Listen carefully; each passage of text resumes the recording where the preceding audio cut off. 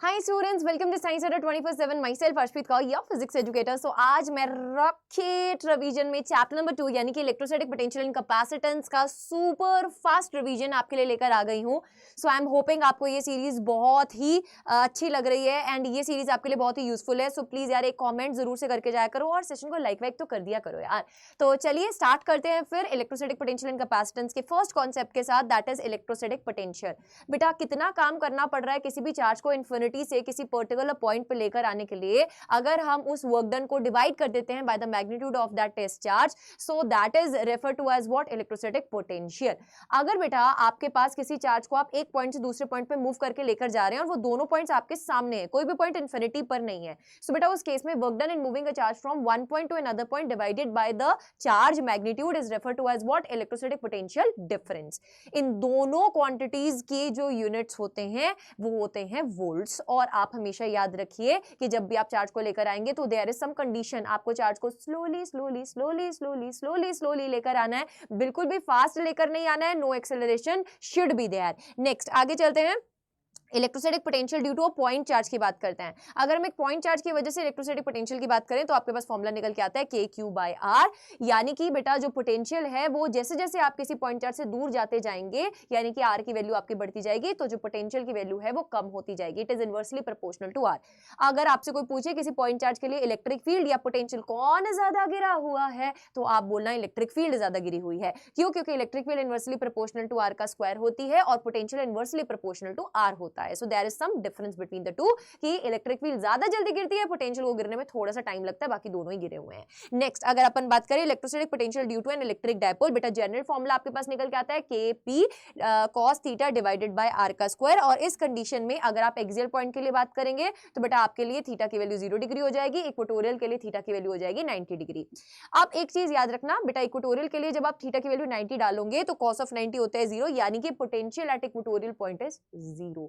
तो equatorial point से अगर पास करता हुआ आप कोई प्लेन ड्रॉ करो तो यहां पर बेटा हमारे पास इंट्रोडक्शन हो जाती है किसकी, इक्विपोटेंशियल सरफेसेस की। इक्विपोटेंशियल सरफेसेस ऐसे सरफेसेस होते हैं जिनके हर एक पॉइंट पर जो पोटेंशियल होता है वो 0 नहीं होता, वो कांस्टेंट होता है। हमेशा याद रखना इलेक्ट्रिक डायपोल के केस में इसी कांस्टेंट की वैल्यू 0 होती है। बट इन जनरल अगर आपसे कोई पूछे इक्विपोटेंशियल सरफेस, तो इक्विपोटेंशियल सरफेस ऐसे सरफेस जिनके हर एक पॉइंट पर पोटेंशियल क्या है बेटा, सेम है, कांस्टेंट है। ठीक है, अब no two equipotential surfaces can intersect, ये जैसे इलेक्ट्रिक फील्ड लाइंस इंटरसेक्ट नहीं कर सकते ऐसे इक्विपोटेंशियल सरफेसेस इंटरसेक्ट नहीं कर सकते। Work done in moving a charge on equipotential surface क्या हो जाएगा बेटा, शून्य हो जाएगा, क्योंकि पोटेंशियल डिफरेंस ही नहीं है। तो काम क्या करना पड़ेगा, काम भी कुछ भी नहीं करना पड़ेगा। ठीक है यार, ऑफ कोर्स अगर पोटेंशियल डिफरेंस होगा तभी तो आप काम करेंगे ना। अगर पोटेंशियल बराबर है तो काम वर्क डन की वैल्यू क्या हो जाएगी बेटा, on the equipotential surface that is 0। इसके ऊपर बेस्ड आपके पास असर्शन रीजन क्वेश्चन बन सकता है। नेक्स्ट इलेक्ट्रोस्टैटिक पोटेंशियल एनर्जी की बात करें। अब बेटा जो काम किया था हमने किसी एक चार्ज को एक पॉइंट से दूसरे पॉइंट पे लेके आने के लिए, that work done is basically stored in the form of electrostatic potential energy. ठीक है, अब अगेन अगर हम इलेक्ट्रोस्टैटिक पोटेंशियल एनर्जी की बात करेंगे तो हम इन्फिनिटी से चार्ज को लेकर आ रहे हैं। अगर इलेक्ट्रोस्टैटिक पोटेंशियल एनर्जी डिफरेंस की बात करेंगे तो दोनों पॉइंट्स इस केस में डिफाइंड होंगे। ठीक है, फिर उसके बाद ना एक बहुत इंपॉर्टेंट बेटा कॉन्सेप्ट आता है electrostatic potential energy for a 2 point charge system in the absence of external electric field. अगर आप दो चार्जेस को इन्फिनिटी से किसी पर्टिकुलर कॉन्फ़िगरेशन में लाकर सेट करना चाहते हैं तो अगर कोई भी एक्सटर्नल फील्ड प्रेजेंट नहीं है तो उस केस में बेटा इलेक्ट्रोस्टैटिक पोटेंशियल एनर्जी कितना हो जाएगा, the formula will be KQ1Q2 divided by R12। Next अगर हम बात करें, अब यहां पर तो दो चार्जेस को लेकर आना था, ऐसे अगर आपको मल्टीपल चार्जेस को लेकर आना हो तो ऐसे हमें कैसे पता चलेगा भाई कि क्या अपने पास कितनी नंबर ऑफ टर्म्स बनेगी। तो उसके लिए एक जनरल फॉर्मूला होता है NC2, यानी कि बेटा n factorial divided by 2 factorial into n minus 2 factorial. Combination का फॉर्मूला रहता है, यहाँ पे n क्या रहता है, नंबर ऑफ चार्जेस जिनको आप लेकर आ रहे हैं। और हमेशा याद रखिए बेटा पेयरिंग हमेशा ऑलवेज रिमेंबर दो की पेयरिंग बनती है एक टर्म में, यानी कि इस केस में अगर आप दो चार्जेस को लेकर आएंगे तो KQ1Q2 divided by R12 will be the formula. फिर बात आती है रिश्ता क्या है भाई इलेक्ट्रिक फील्ड एंड पोटेंशियल का, दुश्मनी का रिश्ता है। इलेक्ट्रिक फील्ड की दिशा में, डायरेक्शन में पोटेंशियल कभी भी बढ़ता नहीं है, इट ऑलवेज डिक्रीजेस। सो बेटा delta V is equal to minus of E vector dot of dr vector. अगर आप सिंपली यहां पर बात करें इलेक्ट्रिक फील्ड की तो आपको पता है electric field is a vector quantity, तो बेटा इलेक्ट्रिक फील्ड का एक्स वाई जेड कॉम्पोनेंट आप निकाल सकते हैं, minus of partial V by partial x करके x कॉम्पोनेंट निकल आएगा, similarly y and similarly z component निकल आएगा। बट एक बात हमेशा याद रखना, अगर आप ये नेगेटिव को खाओगे तो आपके नंबर भी खाए जाएंगे। तो प्लीज इस नेगेटिव को बिल्कुल भी मत भूलिएगा, because electric field and potential बेटा आर जानी दुश्मन, ये हमेशा बेटा एक दूसरे के ऑपोजिट होते हैं, यानी कि इलेक्ट्रिक फील्ड की दिशा में पोटेंशियल की वैल्यू हमेशा कम हो रही है। ठीक है जी, आगे चलेंगे। अब अगर अपन बात करें, हम 2.4 सिस्टम की बात करना चाहते हैं, बट इस टाइम पर मैं चाहती हूं कि जब मैं इन दोनों चार्जेस को लेकर आ रही हूं उस टाइम पर there is some external electric field, कुछ ना कुछ एक्सटर्नल इलेक्ट्रिक फील्ड होनी चाहिए। तो उस केस में बेटा आपके पास इलेक्ट्रोस्टैटिक पोटेंशियल एनर्जी का फॉर्मूला क्या बन जाता है, U is equals to Q1 VR1 plus Q2 VR2 plus K Q1 Q2 divided by R12। अब जो ये दो टर्म्स आ रही हैं, these are basically due to what, ये यहाँ पर जो वर्क डन हो रहा है वो किसके अगेंस्ट हो रहा है, एक्सटर्नल फील्ड के अगेंस्ट हो रहा है। बट ये वाली जो टर्म है, थर्ड टर्म है, ये आपके पास बेटा किसके अगेंस्ट है, जब एक चार्ज आ जाता है वो अपना कुछ ऑरा बना लेता है और उस ऑरा में दूसरा चार्ज जब आए तो उसको उसके अगेंस्ट काम करना पड़ता है। जैसे कि ये स्टैंडर्ड पिछले केस में हमारे पास फॉर्मूला आया था, ये वहां से आया, ये दो एडिशनल टर्म्स आई due to external electric field. Next, electrostatic potential energy for an electric dipole. अब जब आप इलेक्ट्रिक डायपोल को किसी यूनिफॉर्म इलेक्ट्रिक फील्ड में रखते हैं तो आपको पता है कि इलेक्ट्रिक फील्ड हमेशा साजिश रच रही होती है डायपोल को अपनी डायरेक्शन में अलाइन करने की। बट अगर हम यहां पर बात करें, बेटा आपके पास नेट फोर्स 0 है, टॉर्क की वैल्यू आपके पास ओवरऑल क्या आ रही है, क्लॉकवाइज आ रही है।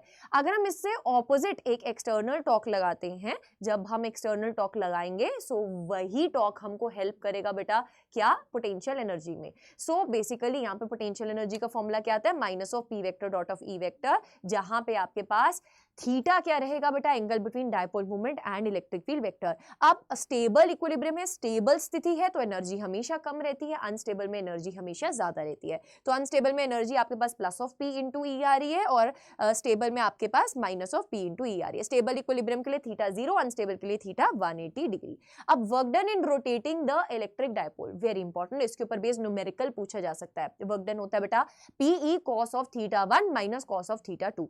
अब जो इनिशियल एंगल था that is theta 1, theta 2 is the final angle. अब यहाँ पे मैं पॉजिटिव बोल रही हूँ तो यहाँ पे फर्स्ट एंगल पहले आएगा, याद रखना। अगर आप यहाँ पे नेगेटिव ले रहे हैं तो फाइनल एंगल पहले आता है। तो मैं हमेशा पॉजिटिविटी में बिलीव करती हूँ, है ना, पॉजिटिव एटीट्यूड के साथ पढ़ो यार, नंबर आएंगे, घबराओ नहीं, टेंशन मत लो, मैम के साथ जुड़े रहो।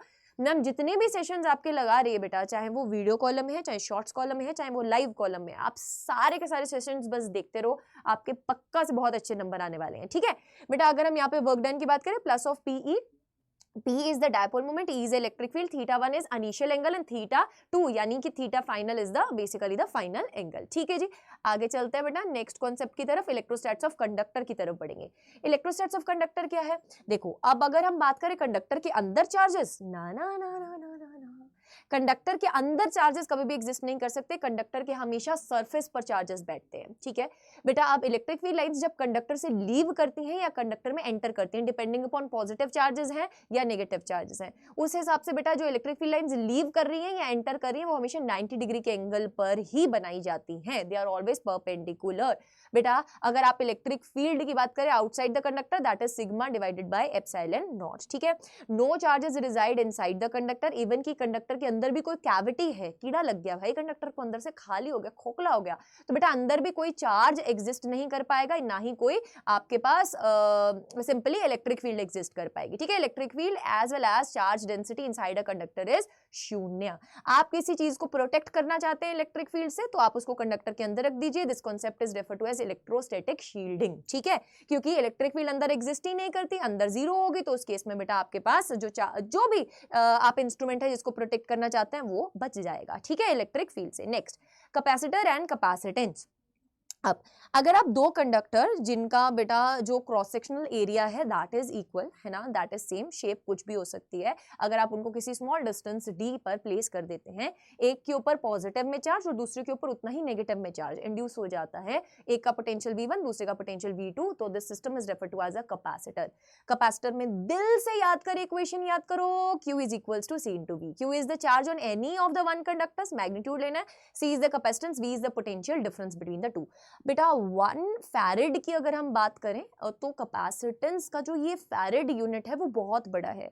अब अगर हम बात कर रहे हैं इतने बड़े यूनिट से क्या हम कैपेसिटर्स को स्टडी कर सकते हैं? नहीं। जो ओवरऑल कैपेसिटर्स हैं उनके जो यूनिट्स होते हैं वो छोटे होते हैं। 1 माइक्रोफैरेड 10⁻⁻6 फैरेड के बराबर, 1 नैनोफैरेड आपके पास 10⁻⁻9 फैरेड के बराबर और 1 पिकोफैरेड 10⁻⁻12 फैरेड के बराबर होता है। ठीक है, farad is a very big unit. अगर हम अर्थ की कैपेसिटी की बात करें तो बेटा 711 माइक्रोफैरेड आपके पास कैपेसिटी निकल के आती है अर्थ की, तो विच इज वेरी लेस। अर्थ से बड़ा अर्थ पर कुछ भी नहीं है। सो कैपेसिटी जो है फैरेड जो यूनिट है वो बहुत ही बड़ा यूनिट माना जाता है। आगे चलिए, capacitance of a spherical capacitor की बात करें तो बेटा अगर हम एक कंडक्टर को इधर रख रहे हैं, दूसरे कंडक्टर को हम इन्फिनिटी पर इमेजिन करके चल रहे हैं, तो उस केस में कैपेसिटेंस की वैल्यू होती है 4πε0 into r, where r is the radius. ठीक है, आप देख सकते हैं जो कैपेसिटेंस है बेटा ना तो वो क्यू पे डिपेंड करेगी ना ही वो वी पे डिपेंड करेगी। कैपेसिटेंस किस पे डिपेंड करती है? डायमेंशंस पर डिपेंड करती है। ठीक है, एज वेल एज मटेरियल पर डिपेंड करती है। ठीक है जी, ओवरऑल यहां तक सब कुछ क्लियर हो गया। एक बार फटाफट से रेड हार्ट्स छोड़ेंगे चैट बॉक्स में, फिर हम चलेंगे आगे पैरेलल प्लेट कैपेसिटर की तरफ, अपनी कहानी को आगे बढ़ाते हैं। ये बहुत ही इंपॉर्टेंट टॉपिक है। इसमें इसके ऊपर बेस बेटा आपको डेरिवेशन भी देखने को मिल सकता है पेपर में, and as well as completely अगर मैं बात करूं इसके ऊपर बेस्ड न्यूमेरिकल भी पूछा जा सकता है। अगर पैरेलल प्लेट कैपेसिटर में 2 ही प्लेट्स दिया गया है तो बेटा कैपेसिटेंस की वैल्यू एप्सिलॉन A बटा d होगी। अगर बीच में क्या है, वैक्यूम है as an insulator, d is the distance between the 2 plates, इसके ऊपर प्लस क्यू चार्ज, इसके ऊपर minus Q charge, cross sectional area A है बेटा, और ये cross sectional area d square से बहुत बड़ा है। d क्या है? Distance between the 2 plates. तो C की वैल्यू, कैपेसिटेंस की वैल्यू कितनी है? एप्सिलॉन A बटा di।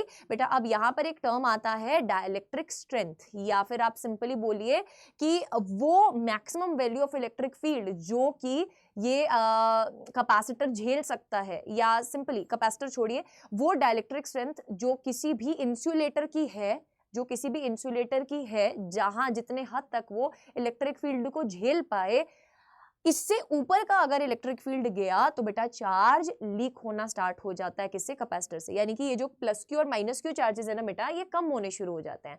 सो अगर हम बात करते हैं in the case of air, अपने पास डाइलेक्ट्रिक स्ट्रेंथ की वैल्यू कितनी रहती है? 3 × 10⁻⁶ वोल्ट पर मीटर रहती है। ठीक है, फिर डाइलेक्ट्रिक्स बेटा अपने पास 2 टाइप के होते हैं, पोलर, नॉन पोलर। पोलर यार, इनका पॉजिटिव और नेगेटिव चार्ज सेंटर क्या सेपरेटेड, नॉन पोलर का सेपरेटेड नहीं होता।